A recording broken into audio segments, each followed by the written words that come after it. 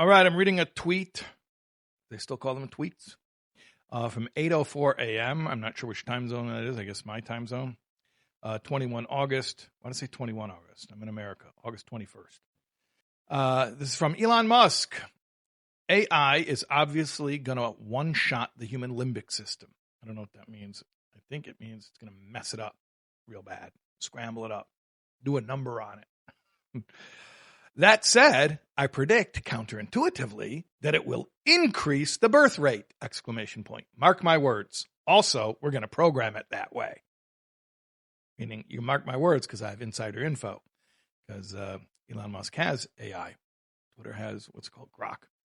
All right. At any rate, so let's talk about this tweet and about its implications and about the birth rate. I'm not really sure what it means AI is going to one-shot the human limbic system. I mean, if he means it to the extent that, like, we already know that the internet has already messed with our limbic system by preying upon what... First of all, let's talk about limbic system. We're just talking about, like, the basic functions of the brain, like much more basic than any type of intellectual thinking. It's not even thinking in words. It's really just animalistic survival, fight or flight type stuff, which is the way the whole internet works, basically, is just like clickbait.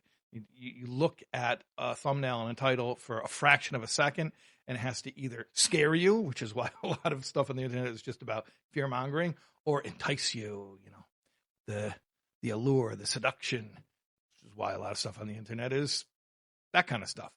And it's just praying to that lower nature.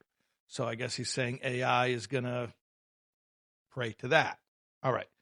But why is that? One-shotting it? I don't know, because that's a really destructive. To me, that's a term with a lot of destructive connotations. Maybe you can fill me in the comments and explain to me what that means. But then he says, but counterintuitively, it's going to actually increase the human birth rate. Mark my words. Oh, JFYI, we're going to program it that way. So what that means to me, if you put it all together, is basically he's saying that we're going to prey upon the way human beings are wired, like the most basic instinctive wiring. We're going to use AI to prey on that to get people to make babies. Okay. So let me tell you my thoughts on that. First of all, it is a crisis, absolute crisis, that Gen Z does not want to get married and have children. Someone was asking me the other day, I was on a live, I think it was on Instagram, and someone had said, are you worried about the future of the Jewish people because of all the anti-Semitism? And I said, I'm actually not worried about the Jewish people because our survival is miraculous. So it's like based on God. But I am worried about the rest of the world because I'm seeing a very disturbing trend that Gen Z is totally checking out from marriage and families. And, a lot of it is about just how unaffordable things are, that we're not going to be able to buy a house. We're not going to be able to afford children. So what do I need this for? But a lot of it is also, and the two go hand in hand, propaganda. And I call it propaganda. And it's mostly from, I consider to be cynical people who are acting in bad faith, who may not even believe their messages, but it's ad revenue. It's very clickable, that basically they feed messages to young people to make them feel despondent and demoralized and disgusted about the entire prospect of courtship, dating, marriage, family, raising children. They basically tell them that, well, in the old days it worked, but now everybody's awful, and so now there's no point to try anymore, and that's it. And I got to tell you something. I'm very concerned about the future of society. That if Gen Z decides that there's no point in having families, there's no point in having a traditional family unit as the core of our society, that leaves such a vacuum, such a void for negativity to rush in. The family unit is sacred. It is the building block of society. if you think about civilization as an organism, as a living being, then the family is the cellular makeup of society. And if you don't have families, then it's like having an organism that doesn't have cells. In other words, you could imagine it in theory, you could have a society without families, but in practice, there's no such thing. There's no such thing. You don't have a society if you don't have families. There's a lot of other frightening predictions that can be made. If you start imagining a world where people don't bring up their own children, then you start wondering, like, I don't know, you can get really dystopian and dark, like, where are children coming from? Like, they're farms where the government will... I'm not trying to get into conspiracy theories, but, like, really, it's not hard to get that dark when you start thinking, like, if regular people aren't having children anymore. Or you could just imagine, the world will become a wasteland. Just become an uninhabited wasteland. And, you can tell me all you want about no overpopulation is the crisis. By the way, Time magazine had a cover about the population bomb. You can go Google it, population bomb, that there's not enough arable land on planet Earth to sustain the population. That I think was when they were coming up to 2 billion people. They were saying, mathematically, Earth cannot sustain. There's not enough soil on planet Earth to produce enough calories to sustain this many people. And then, of course, we say in Yiddish, a Mensch tracht und Gott lacht. Man thinks and God laughs, meaning the best laid plans of mice and men, so to speak. You can have all the smart people making all their predictions, but then what happened? Why didn't the population bomb, by the way, why was that devastating? Because there were breakthroughs in agriculture. You can look up Norman Borlaug from Texas A&M, who was the main one, who innovated the mostly with wheat and rice, which are staple foods. And anyway, that's not my point. My point is that there is plenty of space on Earth for more people. And if we don't have more people, then economies collapse. I mean, ask any economist. You cannot have a productive economy where more people are retired than are in the workforce. And you can play a little bit of shifting around. With immigration, you can move people around from country to country. That's a Ponzi scheme. That's a Ponzi scheme. Okay, you can move people, or you can open borders and move people around from country to country for only so long. But then at a certain point, humanity has to have population growth. Okay, so, and I'm not getting to all the discussion about immigration and how much of that, that's not even my point, because I'm not even talking here from a perspective of how will this affect different countries. I'm talking about it from a perspective, how will this affect humanity as a whole, like literally the human race? Like I said, moving populations around through immigration is a Ponzi scheme. If people are not procreating and having babies, eventually that's going to blow up in your face as well. So we need people to have children, okay? But here's what I want to say. The first commandment in the Torah is pru uravu, be fruitful and multiply. Pru uravu, be fruitful and multiply. God told it to Adam and Eve, the first humans. God repeated it to Noah and his family when they got off the ark. It's twice in Genesis. God repeated it. The different explanations why God repeated it. One reason is because after Noah got off the ark, he said, maybe we're not supposed to repopulate. He knew that the punishment came to the world because of humanity's corruption. Maybe we're better off without people. No, be fruitful and multiply, okay? And this commandment was not given at Mount Sinai as a specific commandment to the Jewish people. This, what we're describing here, the incident of Adam and Eve, and then again to Noah, was given to all of humanity, meaning all of the descendants of Adam and Eve and Noah, meaning this is something that God commanded to all of humanity.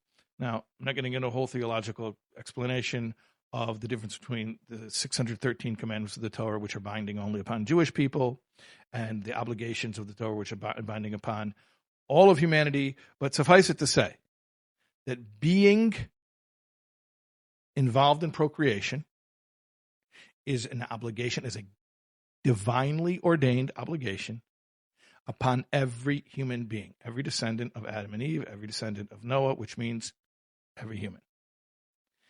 And there's a reason why it's a commandment. There's a reason why it's a commandment. Because it's not easy. Our selfish impulses resist it. We don't want to do it. We have excuses and reasons why not to do it. But we are given a commandment. Step up and do it. And what's more, have faith in the commander, the one who commanded you with the commandment, the Almighty, the Infinite One, that he will empower you to carry it through when you make the good decision to do his will. So, two things. One is, it's not necessarily our personal preference, but your personal preference doesn't really matter here because it's an obligation. It's not a right, it's an obligation. Two, a commandment which originates from the divine also brings with it divine empowerment, meaning it's not you doing it alone with your own limited human power. You are aided by Hashem, God Almighty, and his infinite power. So those are two things to remember. Not an option, it's an obligation. You're not doing it alone, you're doing it with God's power assisting you. And if God has to make a miracle so that you'll be able to raise your family, God will make a miracle so you're able to raise your family. We depend on God's miracles all the time. Hey, it is a miracle in today's day and age to raise a family and take care of them, provide for them, keep the family intact, pay the bills, to remain emotionally regulated so you don't traumatize your kids. All that takes miracles. Day in, day out, living miracles. And every home that is raising kids right now is a place of miracles. God is very active in this world right now, in every home that's raising kids. So, the question is, do we need AI to come and one-shot the human limbic system to be programmed to, and I'm assuming what that means is that AI will have a pro-procreation bias, a pro-reproduction bias, and that'll sort of put that into everything. So whatever your interests are, it'll sort of steer you toward procreation, which probably won't be that hard if that's what it's set on doing, because God did hardwire in us a pretty strong reproduction drive. Now, human beings in their ingenuity figured out life hacks where they could engage in the acts that make babies without making babies. So you're going to have to rehack the hack, so to speak. In other words, it's not enough to just make people desire the act, the reproductive act. You're going to actually have to convince them to desire having babies and then raising those babies, being there, being present, working on yourself to be a capable parent and all that stuff. Unless maybe the plan is that they're going to make people make a lot of babies and the AI will, maybe that's the dystopian conspiracy. The AI will make you want to make babies, but it won't give you the drive to raise them. And then some entity will come in and raise all the babies. Maybe that's the dystopian conspiracy. I don't know if it is. I don't know if it isn't. But what I am telling you is just some friendly advice. Make your own babies, raise your own babies. Not because an AI told you to do it, but because God told you to do it. And when the whole world conspires to demoralize you and to make you think that this is not worth it and it's too hard to do and there's no good women, there's no good men, and I can't afford a house, all of that, look, it wouldn't be effective propaganda if it didn't have a kernel of truth. But we have to have faith, we have to believe in God's commandment. And that is, Pru'uravu, be fruitful and multiply. That is the future of this world. And we do believe the world was created for a purpose. Oh, and by the way, I know I'm talking about Elon Musk and the the AI, whatever, the Mars thing. I don't know. Mars Schmars. Maybe he will come up with the Mars thing. But this world was created to become a heaven on earth. People get very triggered when I say that. This world, heaven on earth? No, this world is terrible. You got to die and go to heaven. God created this world to become a paradise through human cooperation and also through divine blessing. It's the messianic future, the era of utopian perfection of this world. It happens here in the physical plane, souls in bodies. And part of that is building society through building families by having children. So if you want to build a perfect world, don't say, this world is a terrible place, I can't have children. Say, the world's not perfect yet, I need to have children. That's the Torah approach to this. And I want to emphasize and make super clear. I'm not just speaking to Jews right now, I'm speaking to all human beings, that it is a commandment from God that all human beings procreate. Doesn't matter what I want. I am here as a, hopefully, faithful messenger of the Torah's message to say all human beings should have families and procreate and have children and raise your children and love your children and take care of your children and raise children who want to have children of their own, have grandchildren, and build a perfect world for you and your children and your children's children and children's children. But that is what we're here for. That is the job. We don't need AI for it. We already have God's commandment.